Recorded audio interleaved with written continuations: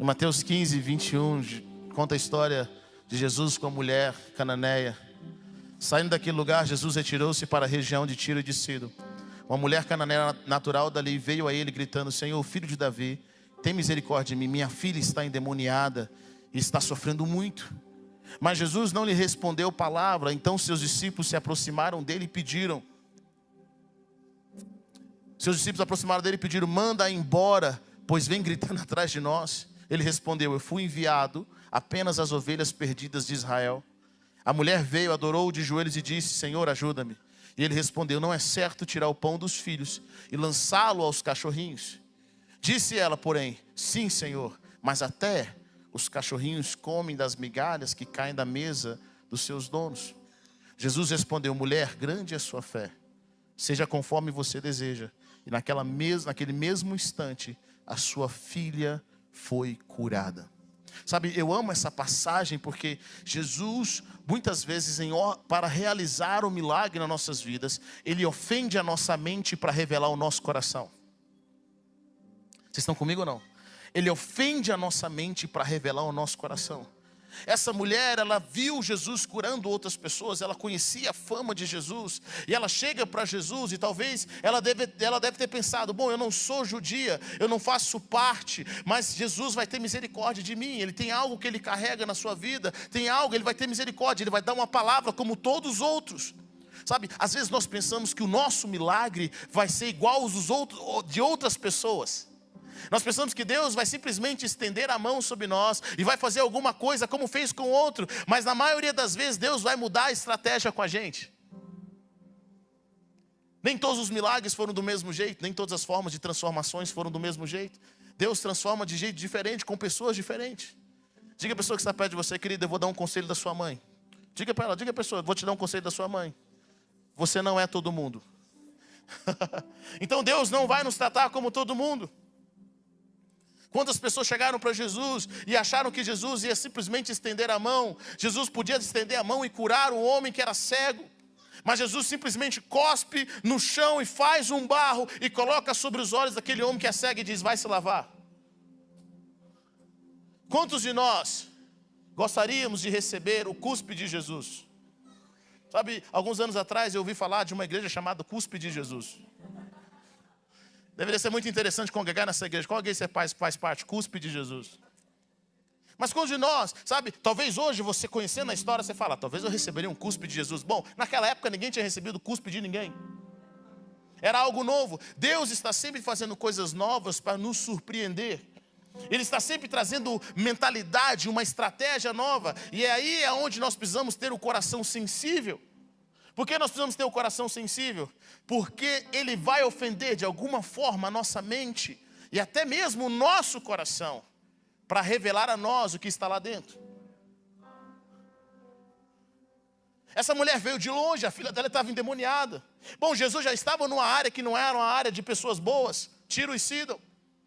Jesus estava nessa área que era uma área no qual era portuária, era uma área de pessoas perversas. Com certeza quem vai para essa área vai achar alguém endemoniado.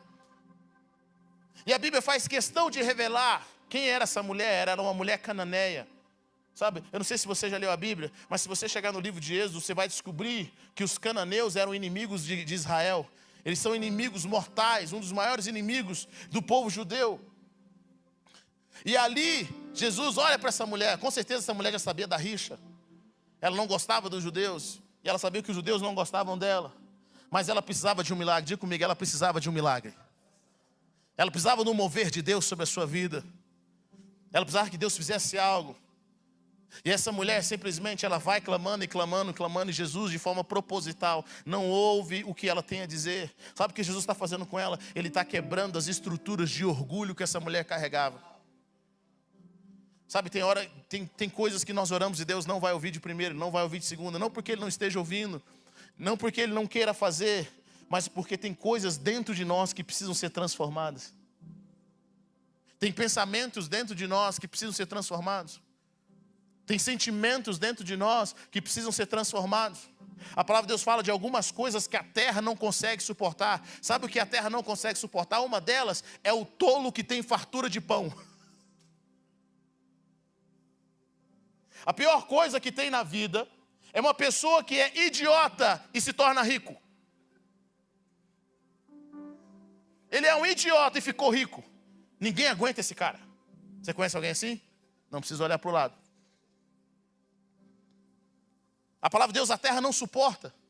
Não suporta esse tipo de pessoa. E às vezes você tem buscado algo em Deus, você tem buscado algo na presença, e Ele não tá te respondendo, porque Deus não quer abençoar aquela mentalidade que você carrega. Vocês estão comigo ou não?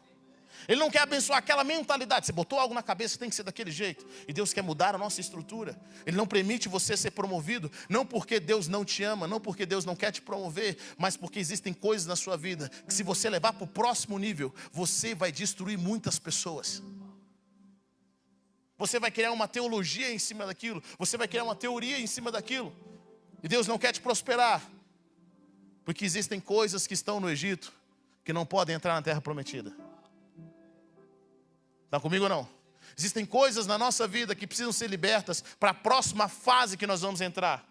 É Deus falando para você: eu vou te levar para uma nova estação, mas tem coisas nessa estação que eu não vou permitir.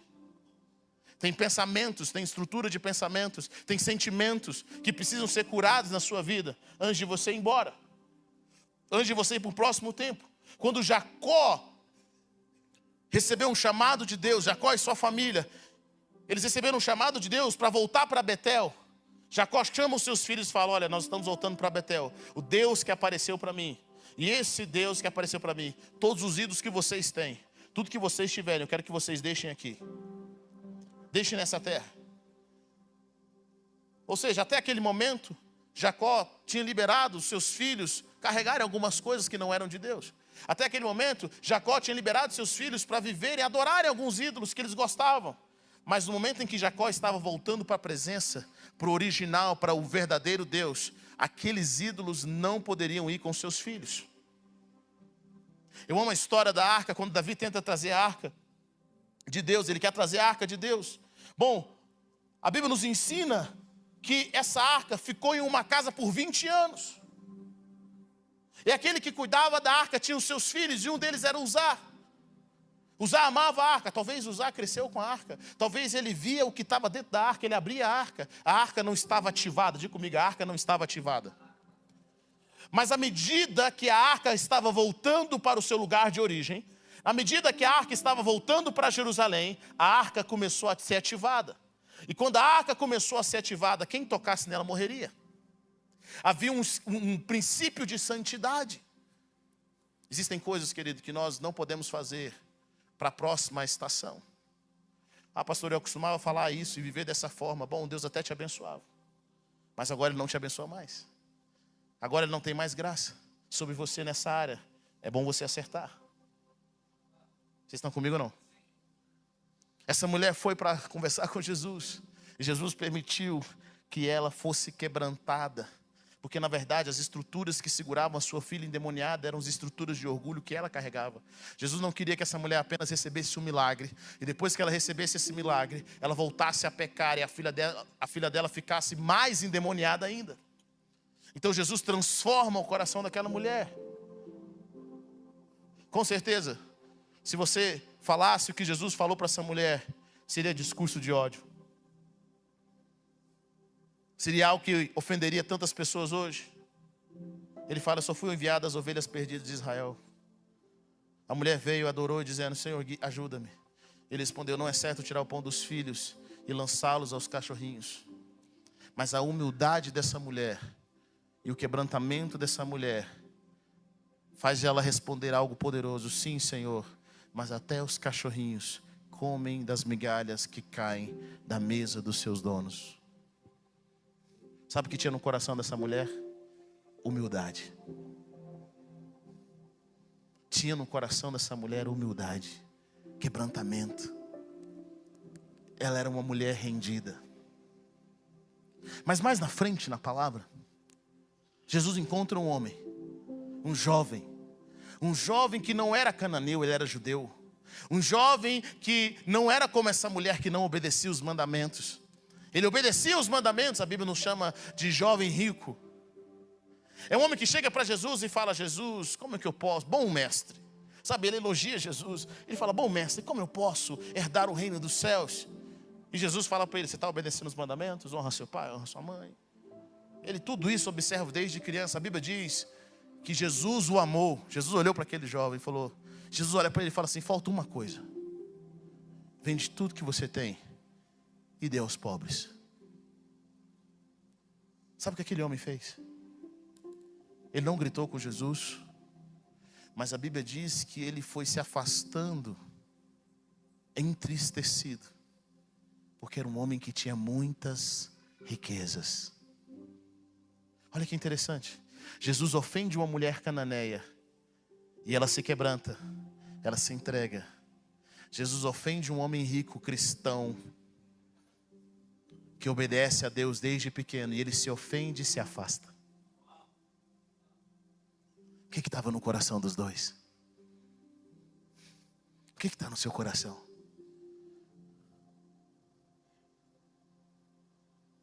Provérbios 20, versículo 5 diz, os propósitos do coração do homem são águas profundas, mas quem tem discernimento traz à tona. As pessoas conversam com a gente, elas contam uma coisa linda, elas contam algo maravilhoso, elas floreiam como elas são de Deus, como elas servem a Deus. Sabe, nós chegamos para Jesus e fazemos a nossa oração maravilhosa, aquela oração que parece assim, sabe, o próprio Jesus orando.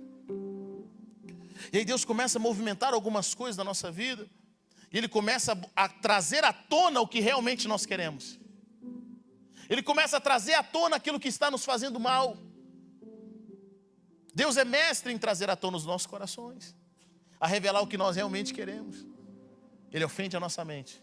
E é engraçado isso, porque quando seu coração está cheio, querido, e Deus ofende a sua mente, você nem dá tempo de raciocinar, você simplesmente manifesta. Já aconteceu isso com você? Já aconteceu isso com alguém? Alguém que parece espiritual, alguém que parece que te ama muito, que diz que te ama maravilhosamente, a hora que você fala não para ele, a face dessa pessoa muda. Conheceu alguém assim?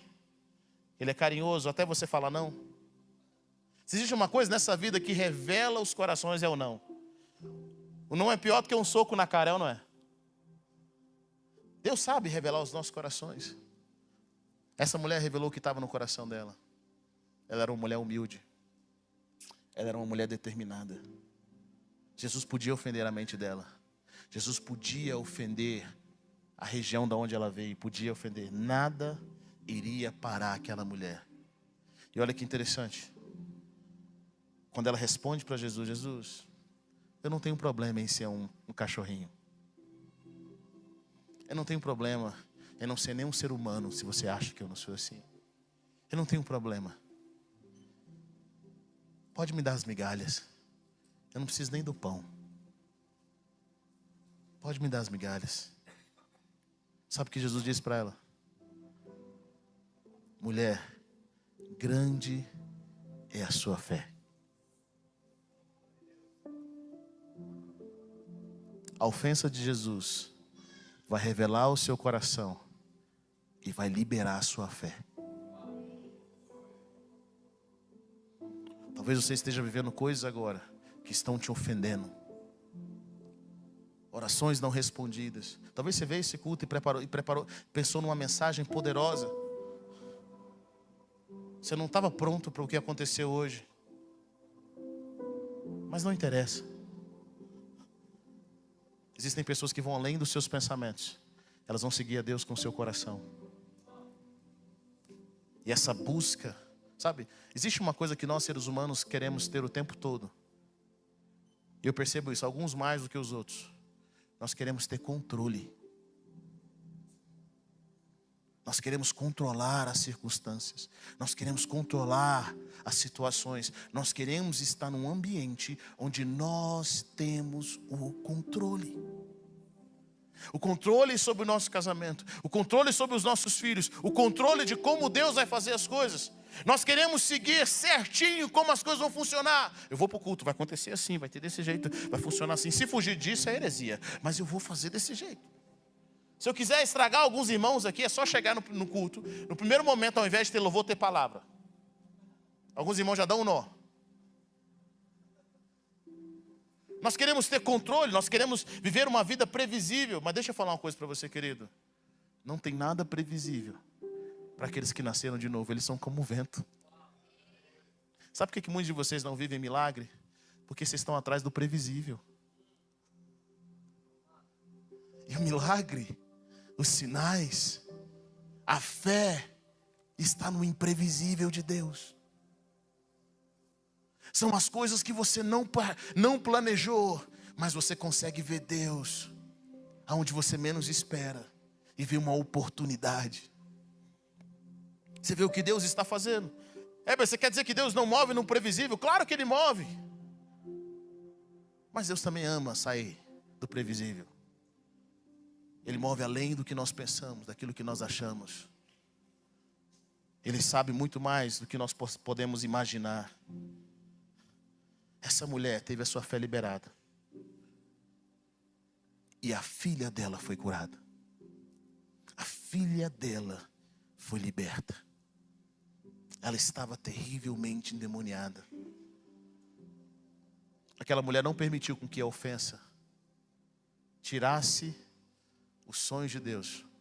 O sonho que ela tinha de ver a sua filha transformada. Ela não foi vítima, mas ela permitiu com que a sua fé fosse ativada. A Bíblia diz que aqueles que são nascidos do Espírito são como o vento. Ninguém sabe para onde vem nem de onde vai. Deixa eu falar algo para você. Muitas coisas que nós cantamos e até a oferta que nós entregamos, ainda assim é previsível. Mas e quando Deus te diz um não? Você quer ouvir uma resposta que você está certo. E Deus fala, você está errado. Mas Deus, então eu vou buscar um outro profeta. Aí Deus fala assim, você está errado. Mas então eu vou ler na Bíblia. Aí Deus fala para você assim na Bíblia, sabe na Bíblia? Você está errado.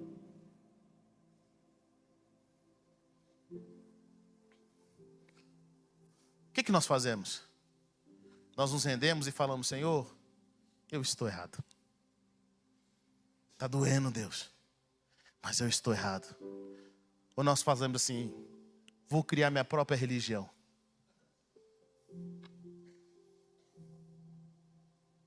Sabe, a diferença de Saul para Davi é muito interessante. Saul era político, enquanto Davi era profético.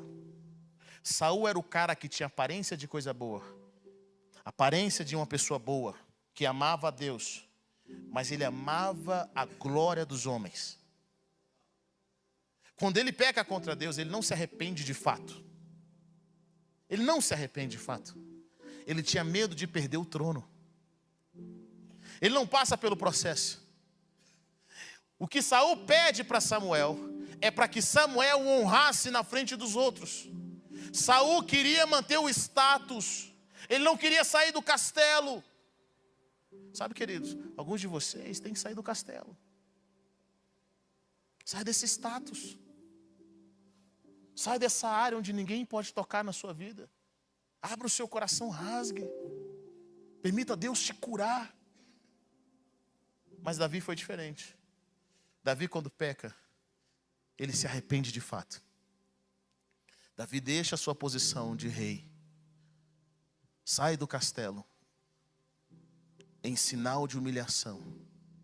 Crendo que um dia Deus o traria de volta. Existe um lugar, e eu quero concluir com isso para a gente orar, que nós só podemos atravessar com Deus se nós estivermos totalmente vulneráveis.